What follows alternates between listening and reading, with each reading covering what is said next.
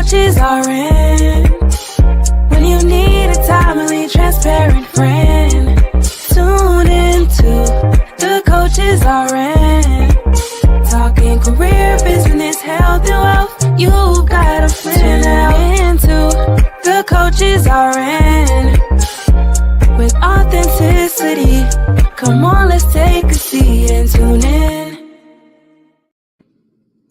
Well, hello. We are back for the RN. song never gets old. It never does. I know. I always sit here like. Yes. So welcome to the Coaches RN, and today we are answering viewer questions, and based on the questions that we're answering, we decided to call this episode Marriage, Money, and Mayhem. And I think this may just be a part one. I think we're going to have a couple additional parts to this based on the questions that we've gotten. So we're going to be answering those questions in just a moment, but first we do want to introduce ourselves. I am Dr. Sharita Weatherspoon. I am a business alignment strategist, the creator of the Coaches RN, and the CEO of the Align Biz Co, where I help Black women to build purposeful and profitable businesses. All right. I'm Allison Garrett. I'm your behavioral interventionist, and I work with women who struggle with identifying that one thing that has them stuck without years of therapy. And I'm Dr. Malika, and I'm your confidence coach. And while you're on that way to success, that journey to success, I help you build confidence and to really acknowledge the greatness that is in you and was in you at birth. Yeah. Awesome. And I wonder if people are looking at the screen and like, how come she is like never looking at the camera? You're like, which one is it? Don't worry. Right. She has your undivided attention. You absolutely do. But I got these huge monitors, and my camera is like right here at eye level. But to look at the coaches while they're talking, like I'm looking here, and then I got to glance at my notes. I get it. We get it. Yeah. So, but I am fully engaged. Please know that. Yes, we know. Right. Yes. All right. So how are we going to kick this off? Who's going to start? Oh, I will start. I thought you were going to provide our audience with how we're going to kick it off, but I definitely can go first if that's okay. Yes. So I think I'm going to start with the first thing, which is marriage. And we all know a little something about that. Just a little bit, y'all. We know a little something. Yeah. Y'all know more than me. That might be worth people knowing, like how long we've been married. You've been married the longest, right, Dr. Sharita? Yeah, I think so. It'll be 29 years on Christmas. It'll be 29 years. Ooh. Yes. And we just celebrated 26 years. Mm-hmm. Oh my goodness. Okay. I'm baby over here 9. 9 years. All right, baby. That's all right. Uh-oh. Preteen. Yes, she's a tweener. So let's jump into it. So what's then, based on our years of experience, what's the best way to address silent resentment? Ooh, Lord, now come on. I know a little something about that. All right. Best way or the way we had? I gotta adjust my light real quick. Okay. Yeah, I think, it's interesting when we talk about silent resentment, but one of the things we do want to talk about is the best way that to address silent resentment in marriage before it blows up into something bigger. And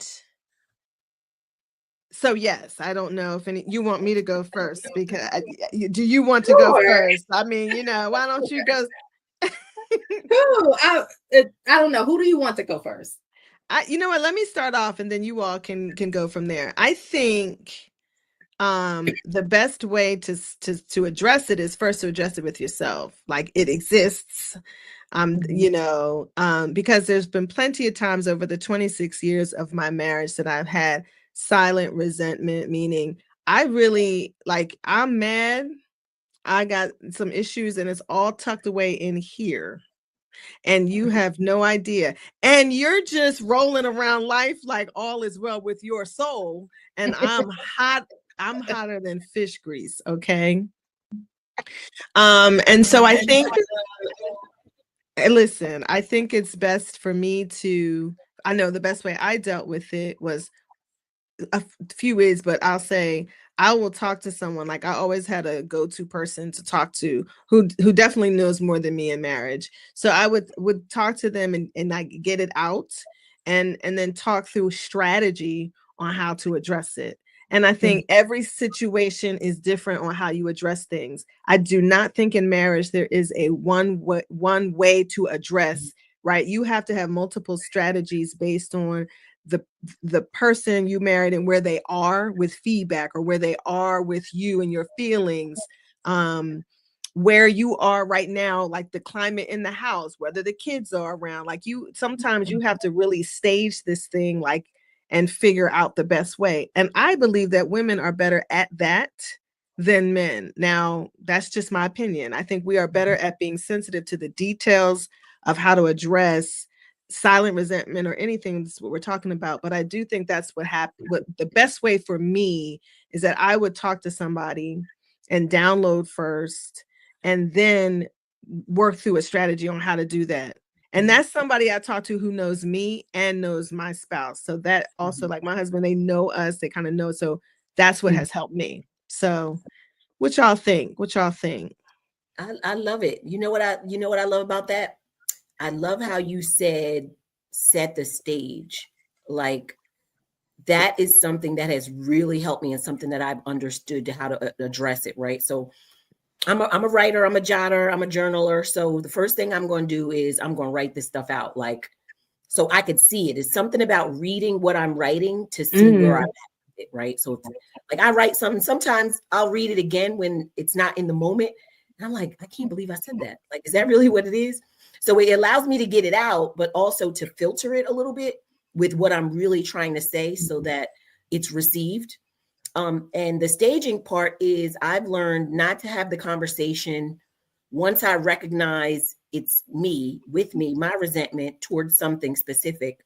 I set up to meet outside the house, because what I've learned is there's just more resentment in having the response to something that I'm saying be the same, because it's very familiar. Because I feel like a lot of what we resent is pretty much the same thing over and over again. Like, it's the one thing that just keeps gnawing and tugging. You had this conversation before. That's where the resentment kind of builds up. It's like, we already talked about this. Like, is it impossible for you to really understand where I'm coming from? So I set the stage to meet outside of the home, because it's a different environment. It's not as familiar as the same place that you always have the talks. And it kind of lends into more of not really having the expectation of what you're going to say, which automatically potentially gets shut down. Like, here we go, we're talking about this again. But it almost creates a new seriousness in the conversation. Like, we had to come out here and sit down at a dinner table to have this conversation. Yes, because when we have it at home, you're preoccupied, you got your phone, you got the TV. So I would say that's it. I write it down, filter it out to what it really means instead of all the feelings, and then set the stage by having it in a location that's unfamiliar. That's good. Yeah, I agree with I agree and like what both of you have shared. I think what I would add is that I don't know if this is the dictionary definition of resentment, but how I would juxtapose resentment and anger is that resentment is built up over time. Like, I get angry about stuff, like no doubt about it, but I don't hold, even if those things don't resolve in a way that I'm pleased with, I'm not always holding on to the anger, right? Like, I can let things go. That resentment for me is like, there's been a buildup of things. Like it might be like the same thing repeatedly over and over and over again, or it could be a multitude of things that are just piling on top of each other. And now there is this kind of undercurrent of negative feelings that I have toward you, you know. So I think it is kind of important to recognize that resentment and anger probably are not the same thing. And you holding a grudge about something you're mad about is not necessarily the same thing as resentment either. Right? So, because I think unresolved resentment can turn into, and this is a very strong word to use, but I think it can turn into hate. Like if you don't resolve you're resenting someone, it's just like you end up kind of like not liking them. And then that can just snowball into like I can't stand you. I don't want to look at you. I don't want to be around you. I don't think I even want to be in this marriage anymore. Right. So with all of that being said, I think that first it's like you being aware like that the thing you're feeling is actually resentment, right? And then being able to acknowledge that, because sometimes it's hard to like kind of place those words like I resent my spouse, I resent my husband. That sounds like really harsh, right? And some people may not even want to admit that that's where they're at right now, especially to somebody else who could potentially help them, because, you know, we all kind of don't want to expose our weaknesses and what's happening behind closed doors to other people. But it's the acknowledgement that that's actually happening. And then figuring out like, what are you resentful for? Because it's likely more than one thing, right? So it may not be enough to just deal with one thing. You probably got to deal with all of it, even though you can't deal with all of it in one conversation more times than not.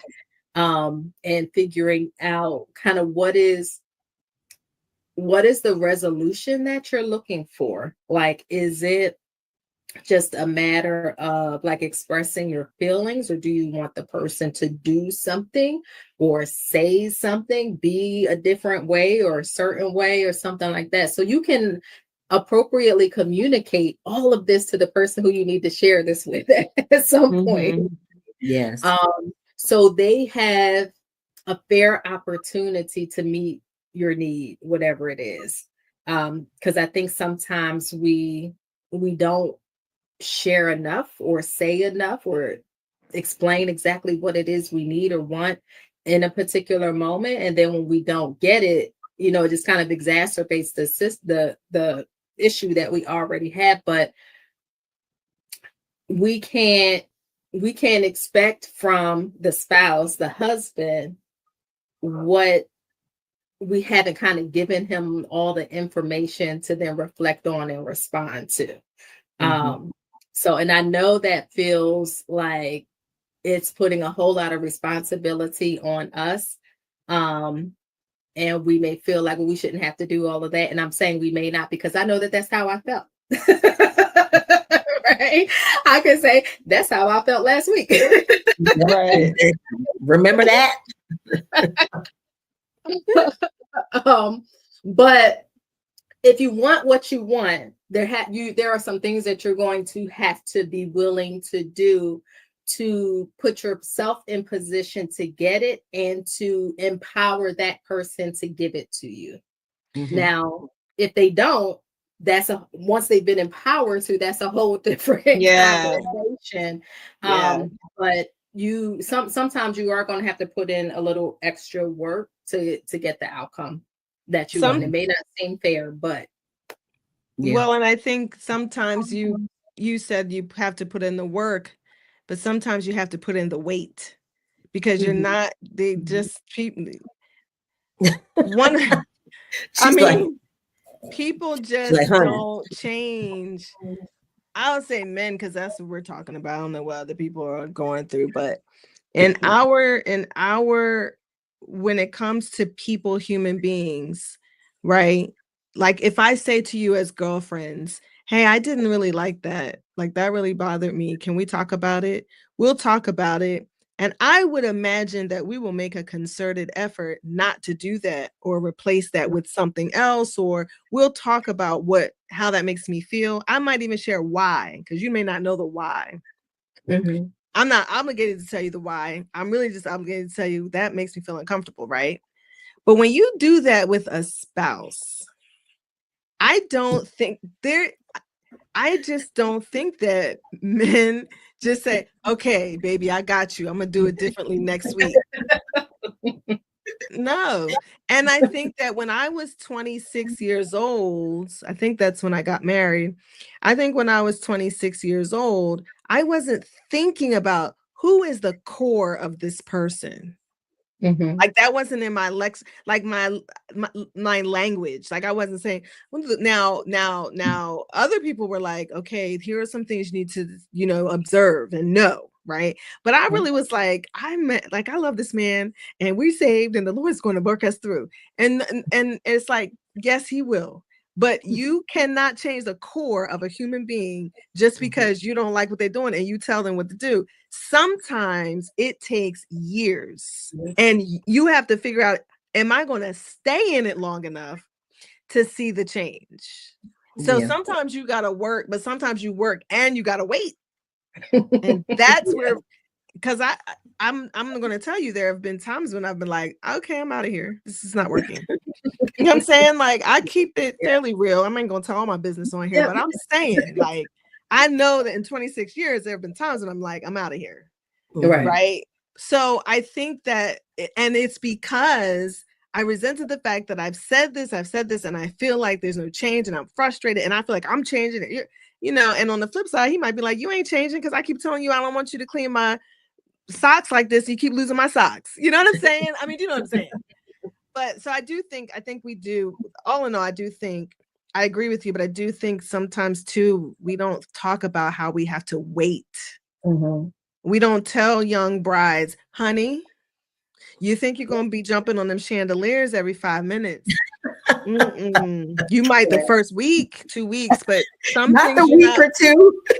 That's it. That's all they get.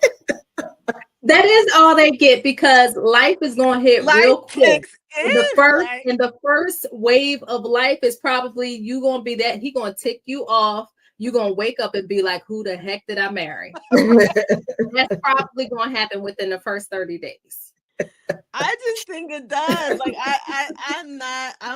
I'm never one of those.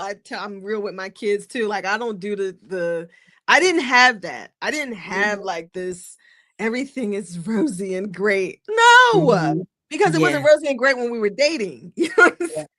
I just made the decision that I'm going to stick it out with this guy. Mm-hmm. Yeah.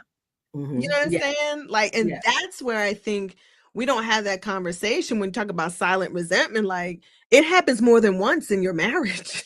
Like it might be about this issue, compounding this issue.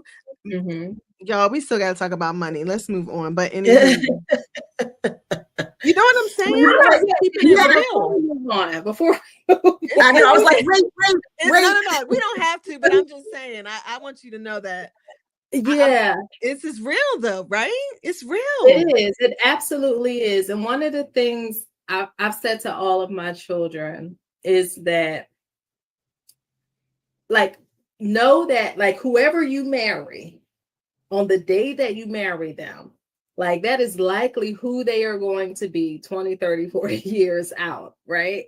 So the issues that you have before you get married, you better be okay with them because they will still be issues after you get married. He is not going to all of a sudden change because he is now your married. Right. And you are not going to be able to change him now just because you are his wife. So the things that irk you before will absolutely continue to irk you. You better know whether or not you can deal with this for the rest of your life, because it might seem like a small thing now, but again, that compounding effect, those small things, he never puts the toilet down. Thank God that has not been my issue with any of my boys, but he never puts the toilet down and you're falling into the toilet in the middle of the night. Like, Like at some point, like you gonna get fed up over that. You gonna be resentful about that. Right. So either you need to get it in check before you get married, or you need to know for sure that like this really is a small thing. And while it does bother me, like if I have to deal with this for the rest of my life, I'm fine with that. Right. You know? Right. And then the last thing I wanted to say was that it really all boils down to communication. And sometimes, like, even though we might be telling them that there's this issue, and it's not being resolved, that ongoing communication about it prevents you from getting into a state of silent resentment. Like you might still be resenting, but it won't be silent, right? And I had a conversation recently with a younger woman. I'll call her a friend, and we're talking about some marriage stuff. And I was just like, sometimes you have to hold a mirror up to your partner, and that is partly, some of it may be just doing to them what they're doing to you so they can see what they're actually doing and experience it and understanding it. But some of it really is just you literally on repeat saying the same thing over and over again and not letting things slide. And just like, they said something to hurt your feelings. Every time they say something to hurt your feelings, let them know that they hurt your feelings. Like maybe they'll get sick and tired of hearing it enough that they'll actually think about what comes out of their mouth before they say it. But all of that is still communication, and your willingness to advocate for yourself, open your mouth and be uncomfortable in those situations. So you don't have to end up in this silent resentment stage. Right. Yeah. Right. Yeah. What were you going to say, Coach Allison? I was going to say, there's also this idea, like you think in marriage of, like you both were saying, like once you get married, then these things are going to be different, and who you met is who you married and who you have. And that also means that you have to resolve to the fact that some people, including ourselves, there's certain things that they are not capable of doing currently. Right. So it's like your expectations may be unrealistic based on the period, the season that you're in. Maybe it's something that you have not yet experienced together. Right. So that one time that thing happens, that's the time that you see that the person doesn't have the capacity to do what you're requiring of them at that time. It doesn't mean they're not capable, but in that moment and in that space, they're not. And when you think of it that way, it's like there's also this idea. And I talk to women about this all the time, where the stuff that you thought was cute and funny, you don't like it anymore. When you're dating and they play too much and they joking all the time, you're like, oh, he's so funny. And then it's like, he can't be serious about nothing. Every time I try to talk to him, it's always a joke. But you liked that before. You liked it in the beginning. It was the honeymoon stage. In that way too. It's like, oh yeah, he does this and he does that. And it's like, oh, that gets on my nerves. Like, but you loved it in the beginning. So just a couple of other things to consider when you think about resentment is you can't really have an unrealistic expectation of someone to be a certain way just because you think they should be. It's just not capable. They're not capable in the moment, in the season, and maybe they've never experienced it before, and they definitely haven't with you. Right. Good stuff. That is good. And that includes money, right? So we ain't off topic. And sometimes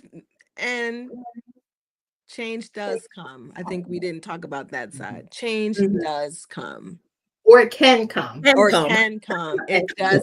Because it doesn't always. It's possible. Some things are immediate. Some things take time. Some things take prayer and fasting. I'm hungry. I'm going to go starve myself. Right. And some things take them knowing that you're not going to continue to accept what you've been accepting. Because sometimes that reality has to hit for them to kind of like, oh, she's serious. Maybe I need to go ahead and switch things and up get it together. You know, and that's not about just like throwing threats around or whatever.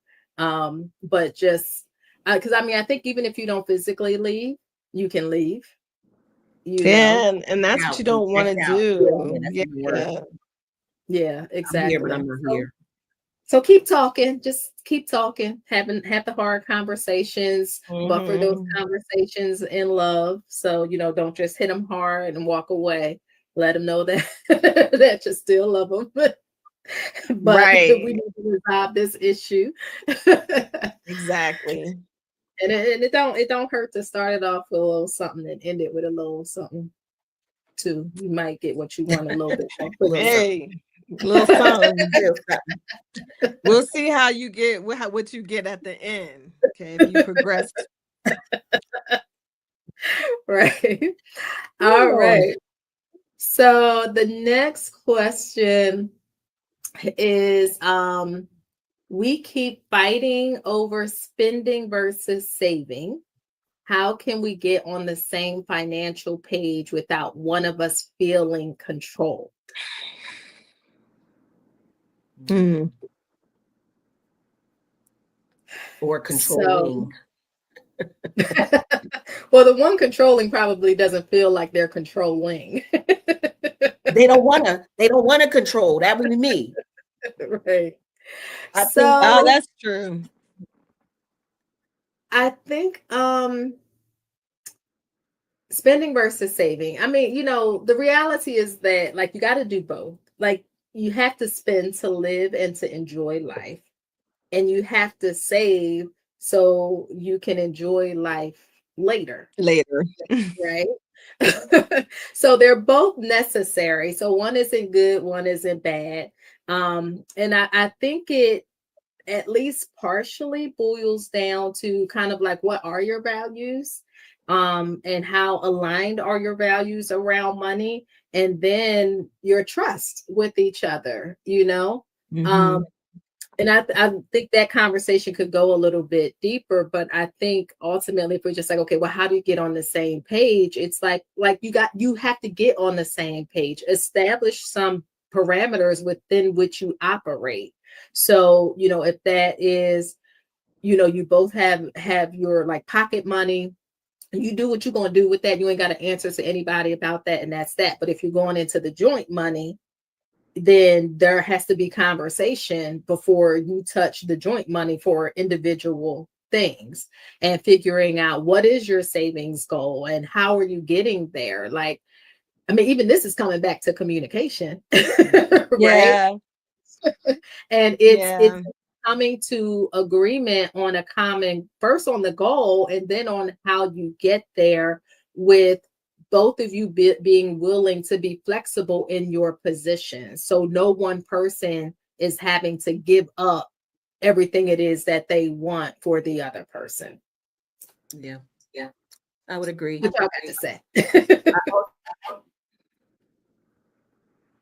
I also Uh-oh. think I think recognizing early on the difference in how you view money or Mhm. how you spend money or save money. And I think I talked about this on the show before, was when Garrett and I first met. He still is, but I had never really been around somebody who just dealt with cash. Everything he does is in cash, and I'm the total opposite. I never have cash. So when we started out jointly, that was a problem for me because I didn't know where anything was going since it was cash. I'm like, if you take this much cash out, I don't know where it went, where it goes. So it's like my safety was kind of in question with Mm. not knowing where this money was. Um, so it took us some time to work out like what that actually looked like. We decided that, well, maybe we didn't need to everything together, as our daily accounts, because that just created too much stress. And it's, I think, understanding that along with how you can communicate that. So we did come up with what that actually looks like. He could still have his cash, but it can't be all of it. You can't, which what he was used to, and something that Mhm. his father taught him growing up is you always keep cash in your pocket and a good watch. And that's his thing.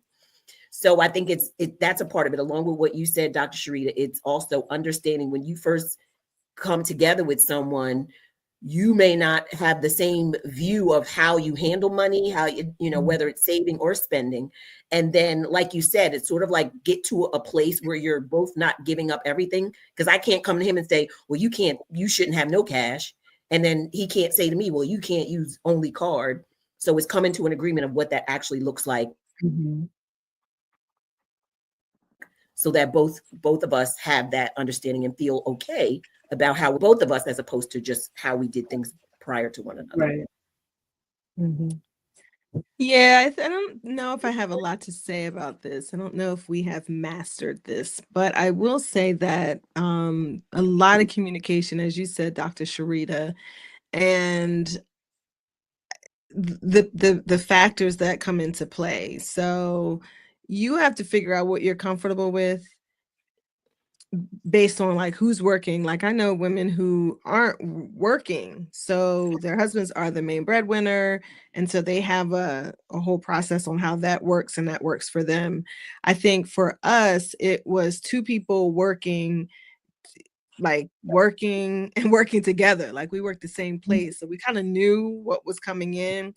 But as far as the comfort level as to where this is going, joint accounts versus separate accounts, and who's saving and who's not saving, I think is one of those things that, you know, requires a lot of communication and could be that thing that you have to deal with for years or not. It just really depends. So I agree with both of you, and I agree with open communication, or at least the communication. But I do think that one of the things, I'll talk about this though, on the flip side of what you all are saying, likely the issue with saving versus spending, a lot of it has to do with trust, you know, putting money in the pot, how you were brought up, like you said about your husband, what the idea is about what you should be having with money. Sometimes the spouse is, even though death do us part on our wedding day, you are still putting a nest egg just in case something happens. So I got saved money, but it's on the side here. You know, it's just like all these little factors that come in. And I think lack of communication and that lack of trust will cause there to be dissonance when it comes to saving and spending. So you know, I grew up in a household where my grandfather was my grandparents were like so organized with their finances and real about like saving. My grandfather's like, save, listen, you need to have money for a rainy day. Very much like that, you know. And so it's like, okay, I gotta have money for a rainy day, but life kicks in and I need to have this for this, and I'm, you know, so I think like that communication, what you know to be true and what works for you and your current household has to come into play. So yeah. And we keep talking about communication too. Oh, sorry. Go ahead. Yeah, we keep talking about communication, but it also has to be effective. So communication doesn't mean that I'm saying it and you hear me. Right. Like it means that it has to come to what next. So talking about it and saying it and the other person saying, I hear you, that's really not communicating. So as we continue to say communication is key, it means that you're saying it, the person hears and understands it, and then there is an agreement with what happens next. So I just have to throw that in there. That's good. That's good. Yeah. And I was just going to say that, like, I think, you know, these questions have come from women who are already married, but for those who are tuning in who are not yet married, have the discussion before you get married. No, figure out how money is going to operate before you get married. Don't wait until you get married to figure all of that out. Know what each of your values are, your beliefs around money, who should handle it, just all of that stuff. So because we know, like, statistically, what is it? It's communication, it's money, it's sex. Are those the three major? I thought money was definitely up top. Yeah, like definitely. that contributes to divorce, right? So like get on the same page before you get married.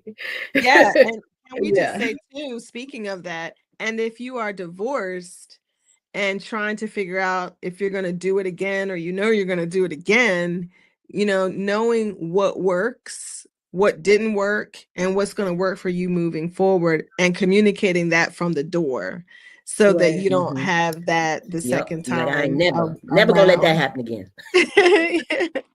Yeah, because I mean, I think that sometimes we have this thing in our head, like, I'm gonna marry me a rich whatever. It's like you still have to talk about money. It doesn't matter the scenario. You still have to trust Talk about it, and right. communicate about it. And then, like you said, Coach Allison, okay, so and put things into practice.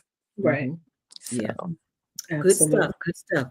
So Mhm. now with all that, think about the times when everything seems to be going wrong, right? Mm. This person wants to know, this viewer wants to know, when everything seems to be going wrong at the same time, how do you shift from survival mode back to thriving? It's like that, almost, I feel like in different seasons, this is what you experience. Like there's different things that happen along the journey of marriage. And it can't, people like, oh, I just want it to be like it used to be. Well, it can't. That's not how life works. You're constantly moving forward and things are changing. Your dynamics are changing. Your body is changing. Your family is changing. Lots of different roles sometimes have to be picked up. But what would you ladies say? How do you get back to out of survival mode when everything seems to be falling apart? Well, I don't think this one was specifically about marriage. I think this was just like life in general. Life in general. Yeah. But I think, like you said, I think like seasons of chaos are kind of normal, even though we may not want to admit that. Like, yeah, it's like your seasons, Right. winter, spring, summer. Like there's gonna be some periods in your life where things are just like nothing is growing, it's dead. It's just like what's Am I going here? on here? And then other seasons where everything is on and popping, but then of course there's balance, right, in life. Like there would then be a season where like you're just like, what the heck is going, like what is going on? Like everything seems to be falling apart, and perhaps they're like you have no control over anything that is going on. Right. And I think that in those cases, like it is that like kind of recognition of where do you have power in this situation, right? Like, is there anything you can do to influence what's happening? And if you can, then you do that. If you can't, then the only thing you can control is yourself and how you are responding to what is happening. I think a lot of times with chaos, it is that like one being able to get the help and support that you need. And sometimes it might just be emotional and mental kind of help and support versus like, tangible things that people can do. But being able to express that like you need some help. If you need help trying to just figure out what is going on, or you're stressed about something, who can you talk to about that? And controlling and managing yourself in the middle of the chaos, because you can be the calm in the storm. Because just because everything else around you is going crazy doesn't mean you have to go crazy with it. Right. I'd say yes to that. Yeah, I mean, I think, getting up every day and just keep going. That's critical. There, like you said, there have been times in my life where all is well. But there have been times in my life, like there's been a lot of, I don't want to say chaos, but just too many things happening all at once, which makes me feel like I'm losing control. And I'd like to think I'm someone who manages a lot of things at once. Like a lot of stuff is going on today, right? So after the show, it's like, boom, we got I like to think I manage that okay, right? But I think that when things happen and it has to, like when I can control the things that are going on with me, that's one thing. But when it's like the things that are going on with me, the things that are going on with the kids, everybody's pulling on you. Something's going on in your marriage. Your marriage is not quite where you want it to be. Your job is doing this. Your business isn't right. And people have these expectations, and now I'm missing the mark. Mm-hmm. That's when I'm like, now I go introverted. That's me. I go in. I really do. Like, I go in. I'm in. Like, I'm praying. I'm praying anyway, but I'm praying. I'm writing. I am getting things out in my journal. I have got to get that out of me. And that's not always me talking to people. That's like me, like, I take some deep breaths. I will run. I will walk. I will do the things that I need to do to really deal with all this chaos that's going on in my world. And a lot of times that's where I start first, is what are the things that I can do? And I don't even consider it self-care. It's my strategy. It just maybe walking is a great self-care, but that's not why I'm doing it. It's my strategy to deal with all of this stuff. And then I start saying, I can't. No. Yeah. Yes. Or I'm not dealing with it. I'm just not like, I'm not dealing with that right now. You know what I'm saying? Yes. Yeah, like, I'm just not. Like, I'm not. So I think that for me, that's like how I deal with things when it gets really hectic. I start finding ways, like, I want to be in the house by myself. Like, I will go in a room and shut the door and just be with me.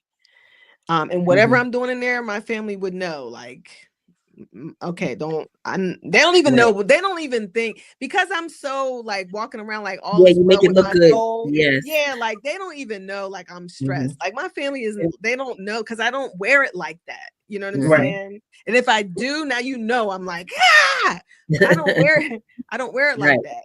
But I go shut myself off. That's and good. I just think that's sometimes that's needed.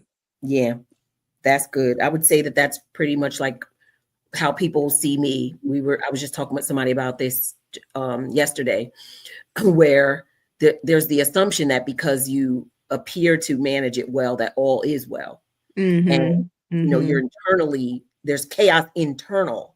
So that's what I would say is like, outside it don't look like a thing is wrong, but the internal chaos is there. So and it's similar to what you said, Dr. Malika, is for me, I have to, number one, I have to prioritize, right?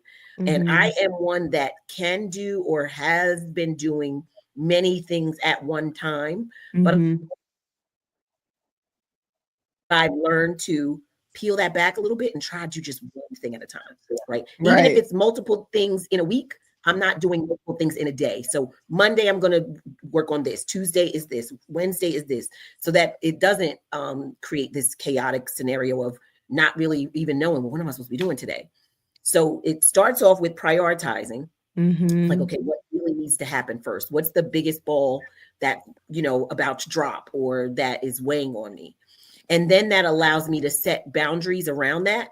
So if this is the one thing I'm working on, then I can't let other things get in the way of that. So, and my form of that is like, I got to get away. I got to get out of the whole scenario or situation. So I try to go someplace at least once a month. And it doesn't necessarily mean on a plane or on a train. It just means somewhere where I get out of every place where someone needs me or they need me. And I shut it down and I just do something that I want to do. It doesn't matter what it is. It could be going to a restaurant I like that I want. It could be going to a conference for the weekend. It could be just anything that takes me out of being responsible for so many things, because I am. So that's what I would say in the midst of chaos, and find your flow, right? It doesn't have to be anything that we say, but set something up so that when that alarm goes off, you can take action. Yes. Can I say one more thing? I don't know if Dr. Sharita was going to jump in. The other thing that just came to my mind was I cry a lot. And it's the way that it's one of my strategies. If it's there, I'm releasing it. I'm not, now again, I think when things get really chaotic, sometimes when I go in that room, I go in and I just may cry. As I'm praying, cry. but and I need a good cry sometime, and that works for me. I can wipe my tears, I can put my glasses back on and go back out and be good. And I think that to me, it's kind of like, I don't know how this is going to sound on air. So I'll say it softly and as nicely as possible. It is like when your bladder fills and you need to release your bladder. And you do that because your body is telling you it's full, it needs to be released. And I think I liken it to emotionally, for me, that's what I do. Like my emotions are full, and or whatever's going on is full, and I need to release. And I release water. Like I cry so many more times than anybody ever knows. Does that, and then I'll go right back in my car and make a video saying, hey, y'all, it's Dr. Malika, you know, go be great and be nothing less. You have no clue that I have just cried for the last 5 minutes. Right. But I feel 10 times better. So I think that's another thing we don't think about when there's a lot of chaos. We just like go. It's like sometimes you need to release that thing. Yeah. And because your body is telling you to release in some way. The body is built like that. Right. That's good. Stuff. That's right, girl. Yeah. I'm a crybaby. That's just the way it is. Yeah, I wish I could cry more. I think I used to when I was younger. I could cry more. Yeah, I don't cry that often. I have cried a couple of times recently, but I probably don't cry nearly as much as you should. How I'm feeling. We need a new release. Dr. Sharita, we need to spend more time with Dr. Malika and get this cry down, because I'm like, I want to cry, but and I wouldn't cry with y'all because y'all don't cry. Maybe you'll make us cry. Next time you want to cry, call us and we go cry together. Down for a weekend, okay? You know, we have cry therapy. I know one day I don't even remember what it was that was going on. And I only cried like a little teeny bit, but I literally just screamed. Not a teeny bit. Was that, wait, Dr. Sharita, was that one tear or two? I'm just the tear didn't even come out. It didn't even come out. Like I started to, but then it was almost like that's not gonna be it. And I just like screamed, and I had to scream, and I felt better after. That's good. I'm crying now. It's a different kind though. No, that's good though, because I feel like if you're not a crier, then it's like, how are you in your body releasing that thing? Because your body is telling you it's full. Yes. Emotionally. So how are you? And writing doesn't always work for me. Like I do write a lot, but it's like I need to get this out. Yeah. Good cleanse. Yeah. But we are taught to internalize, like just hold stuff and keep going. Like you said, like your family may not even know that you're stressed because that's not how you wear it. And I think I shared, because y'all watching, like when we get off the air, we always still like hanging on and talking about this stuff. And I think I had shared with both of you, if it wasn't you, it was my therapist, that I was saying how like I'm feeling this anxiety, but nobody knows by looking at me that I'm feeling this anxiety. It's just like I'm still showing up and doing the things that I'm supposed to do with the smile on my face for the most part, unless you tick me off. you know, it's just it's still everybody else is still seeing Sharita, but Sharita is dealing with what Sharita is dealing with on the inside, and no one else is the wiser unless I open my mouth and say something. And I don't feel like that's a healthy thing, but I also don't know how not to do that.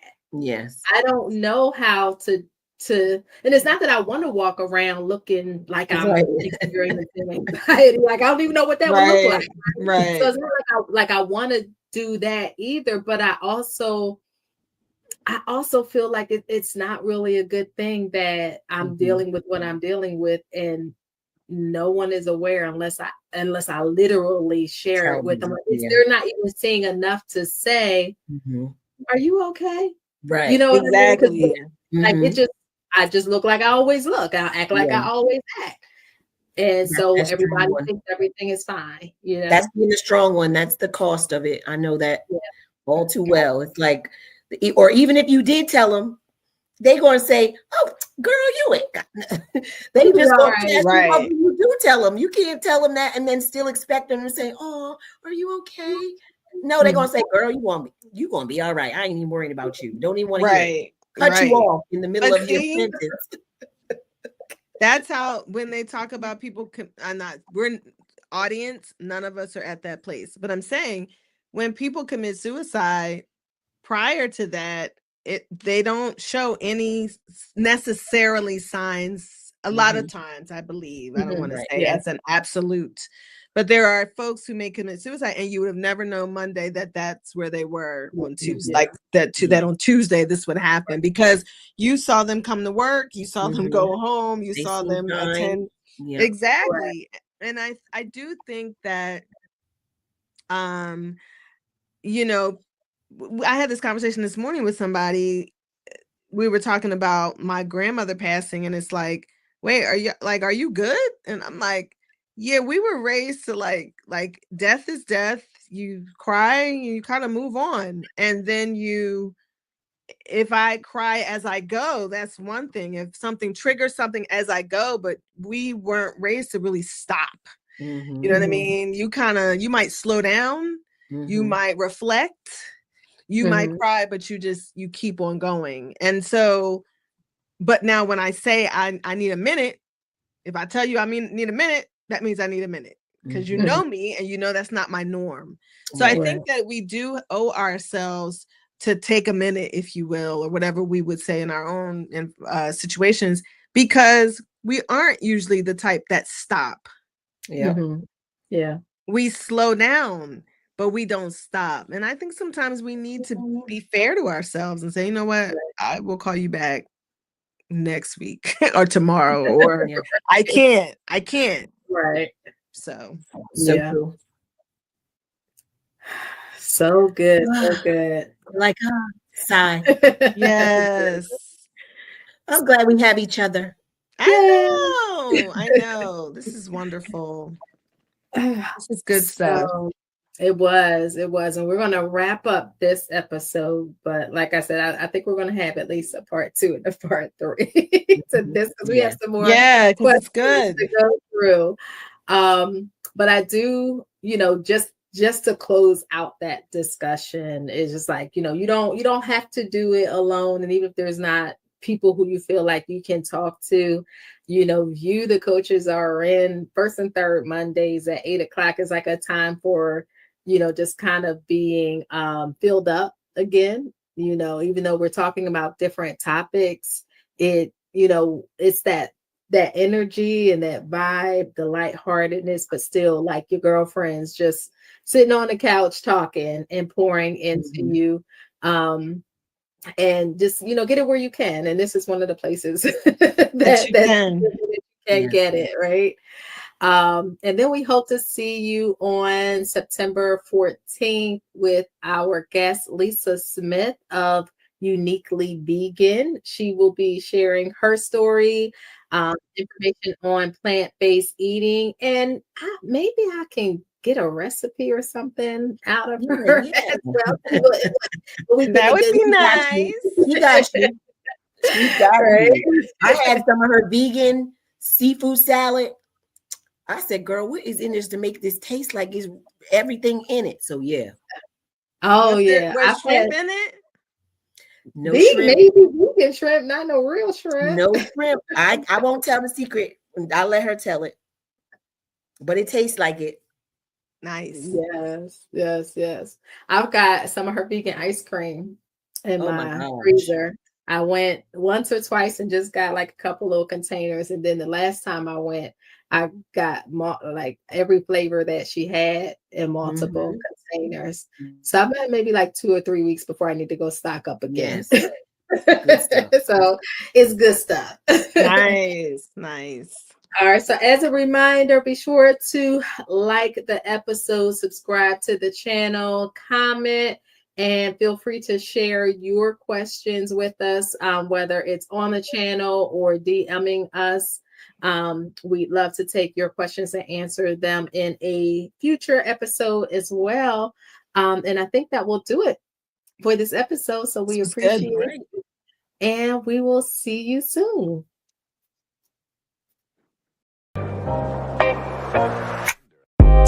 The coaches are in.